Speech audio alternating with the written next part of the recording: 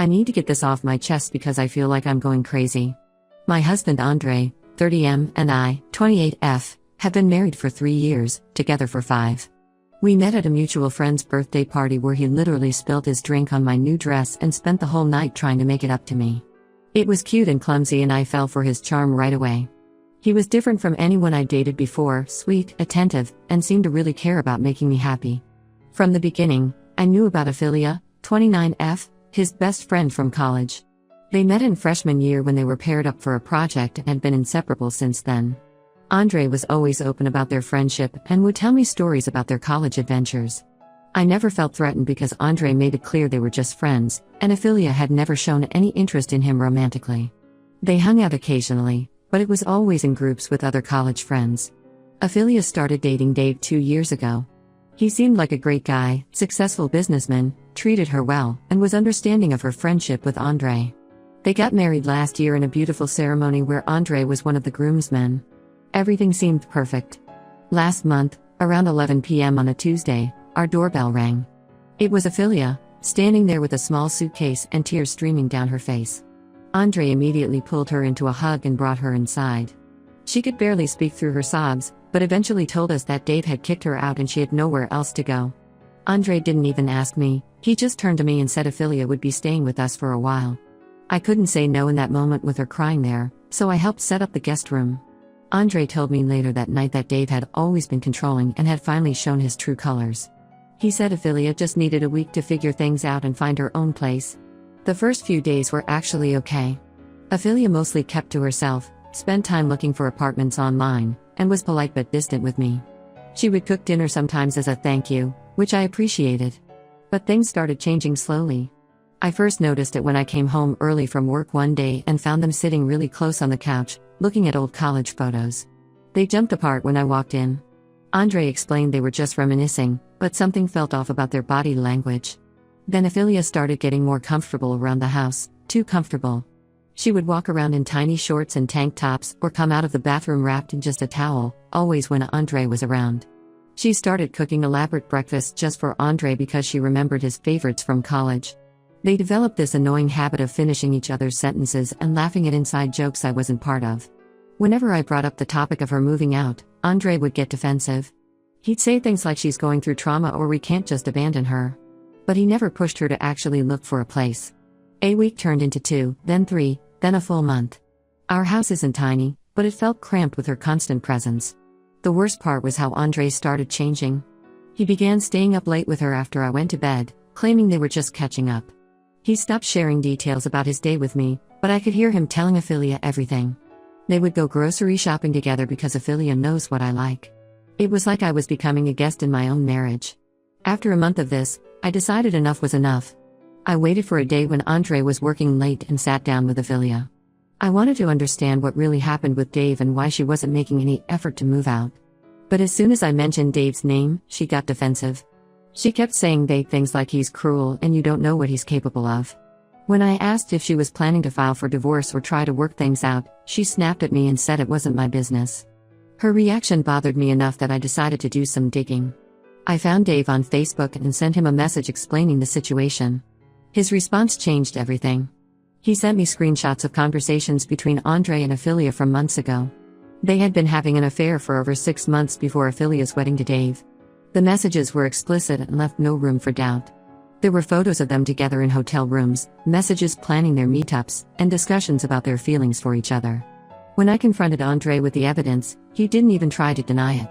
He broke down and admitted everything. Apparently, they had always had feelings for each other but never acted on them until last year. When Ophelia got engaged to Dave, they started meeting in secret. Andre claimed he ended things before her wedding because he chose me, but the messages showed they were still in contact right up until she showed up at our door. The most painful part was calling my in-laws. I thought they would be as shocked and disgusted as I was. Instead, they already knew about the affair. Andre had been telling them for weeks that I was a controlling wife who was jealous of his friendship with Ophelia. He painted me as the villain who was trying to destroy their special bond.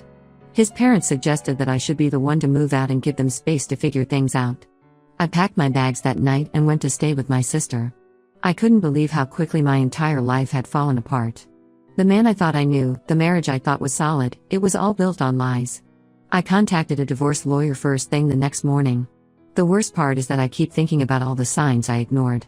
The late-night texts he would hide from me, the times he would go out for work drinks but come home smelling like her perfume, the way they would look at each other when they thought I wasn't watching. I feel like such an idiot for letting her into our home, for trying to be the understanding wife. Never again. Update 1: A lot has happened since my last post, and honestly, things have gotten so much worse than I imagined. After I left that night, Andre started bombarding me with calls and messages. He would switch between begging me to come back and accusing me of overreacting. The messages ranged from "I love you, please let me explain" to "you're throwing away our marriage over nothing." The worst part? Ophelia was still living in our house while he was sending these messages. My sister has been amazing through all of this. She let me stay in her guest room and has been helping me deal with everything. One night, after a particularly nasty message from Andre, she suggested we try to get into his email. She works in IT and said she could help me access it. I know it wasn't exactly legal, but at that point, I needed to know the full truth. What we found made me physically sick. There were hundreds of emails between Andre and Ophelia going back over a year. Their affair hadn't just been some brief mistake, it was a carefully planned deception. They had been seeing each other the entire time, even after Ophelia's wedding to Dave. The emails revealed their whole twisted plan. Ophelia had deliberately married Dave despite being with Andre. In her emails, she talked about how Dave's family money could set her up for life. She and Andre had planned everything. They would wait a few months after her wedding, then she would start telling people Dave was abusive. They knew everyone would sympathize with her and not question when she left him. Andre had even helped her create a list of things to say about Dave to make him sound controlling and cruel. The most devastating emails were the ones about me. They had literally strategized how to manipulate me into letting her stay. Andre gave her detailed instructions about how to act around me. He told her to seem distant at first, then gradually become more comfortable. He advised her on what sob stories would make me feel guilty about wanting her to leave. There were emails where they laughed about how I believed everything. They had even discussed their future plans. Once I was out of the picture, they would wait a respectable amount of time, then start dating publicly. Ophelia would play the victim who found comfort in her best friend after escaping an abusive marriage, and Andre would be the supportive friend who helped her heal. They had thought of everything. Reading those emails broke something in me. Every memory of the past month took on a new, darker meaning. All those times I caught them sitting close together, they were probably laughing at how naive I was. Every time Andre defended her staying with us, he was following their script. Even the way Ophelia would dress provocatively around him, it was all calculated to push my buttons while making me seem like the unreasonable one. I forwarded all the emails to myself and then sent them to my in-laws. Andre's mom called me crying, saying she had no idea how deep the deception went. She apologized for believing Andre's lies about me being controlling. His dad also called to apologize, saying they should have seen through Andre's stories. But honestly, their apologies mean nothing now. They chose to believe the worst about me without even asking for my side of the story.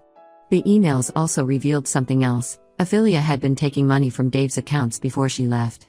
She had been slowly transferring small amounts to a secret account, building up a nest egg for herself. When I told my lawyer about this, she said this information could be useful not only for my divorce but also for Dave if he decides to press charges. Andre finally realized I had accessed his email when I confronted him with specific details from their conversations. He completely lost it. He started sending threatening messages about suing me for invasion of privacy. His last message said I would regret making an enemy of him. I've saved everything and given copies to my lawyer. Ophelia, meanwhile, has been posting on social media about being a survivor of domestic abuse and how grateful she is for having such supportive friends. Several mutual friends have taken her side, painting me as the bitter wife who couldn't handle my husband having a close female friend. It's infuriating to see her playing the victim when I have proof of her lies, but my lawyer advised me not to engage or share the emails publicly yet. I'm staying with my sister for now and trying to figure out my next steps. My lawyer says I have a strong case for divorce given the evidence of infidelity, but she warned me it could get messy. Andre has already hired an aggressive divorce attorney known for dragging things out. The hardest part is dealing with the loneliness. I lost not just my husband, but also several friends who believed his version of events. Some nights, I still catch myself reaching for my phone to text him about something funny that happened during my day, only to remember that the man I thought I was married to never really existed.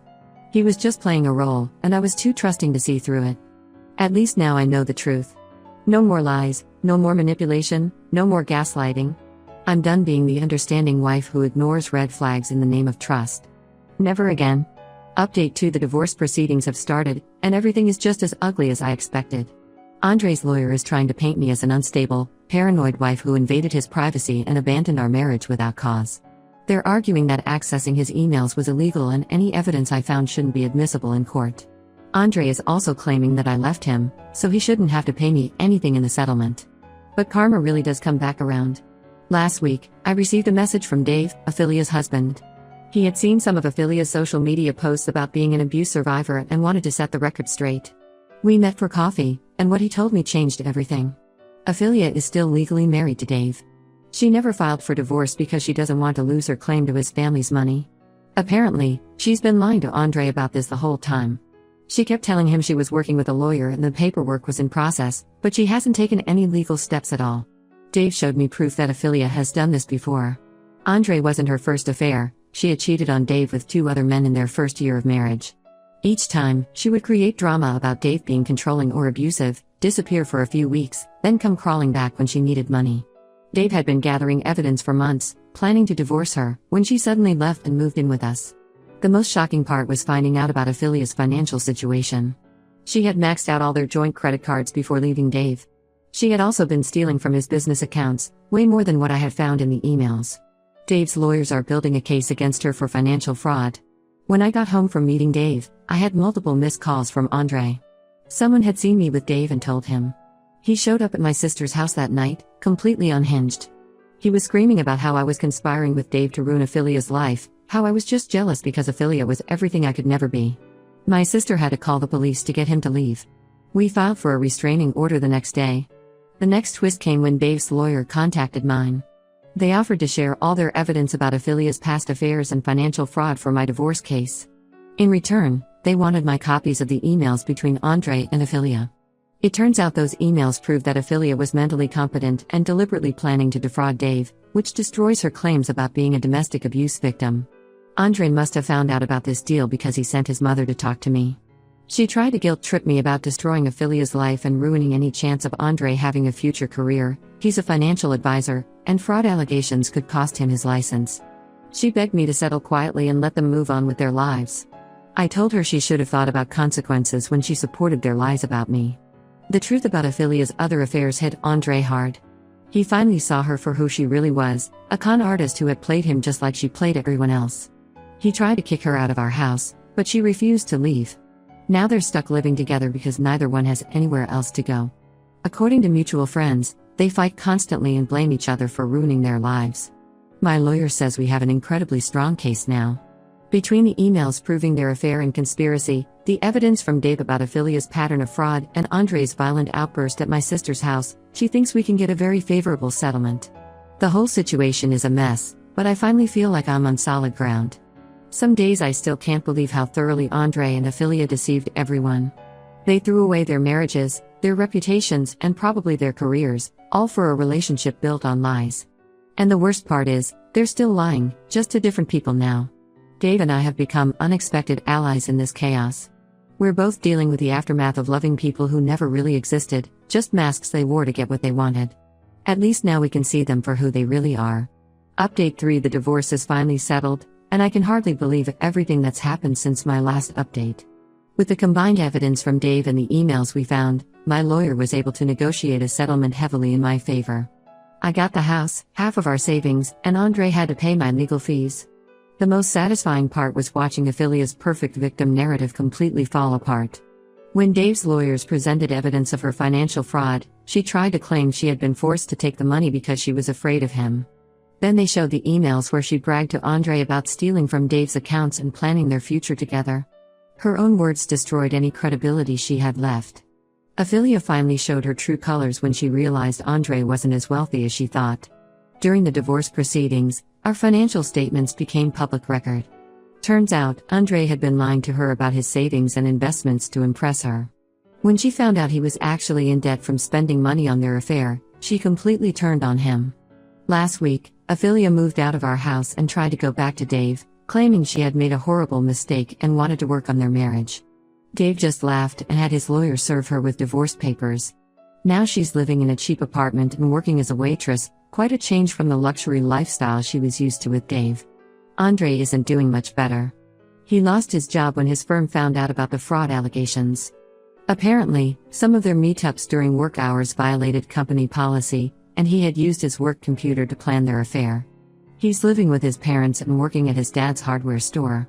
He still tries to contact me through mutual friends, sending messages about how he misses me and made the biggest mistake of his life. I sold the house, couldn't stand living there with all those memories. I used the money to buy a small condo in a different city where I got a great job offer. Some of our old friends tried to convince me to give Andre another chance. They said people make mistakes and deserve forgiveness. One even suggested that this whole experience might have made him a better person. I blocked every single one of them. The only good thing that came out of this mess is my friendship with Dave. We meet for coffee sometimes and laugh about how blind we both were. He's doing well, his business is thriving now that Affiliate isn't secretly draining the accounts, and he started dating someone new who seems genuinely nice. My in-laws still try to reach out occasionally. They want to maintain a relationship because I was like a daughter to them. I remind them how quickly they turned on their daughter when Andre painted me as the villain, and that usually shuts them up. Some relationships aren't worth saving. I'm still angry sometimes when I think about everything that happened, but mostly I'm just relieved. Going completely no contact with Andre and his family was the best decision I ever made. I'm focusing on my new job, making new friends, and rebuilding my life without all their drama and lies. The other day, I found an old photo of Andre and me from our wedding. We looked so happy, so in love. I finally threw it away. That man never really existed, he was just playing a part, and I was fool enough to believe it. But I'm not that naive girl anymore, and I'll never let anyone manipulate me like that again.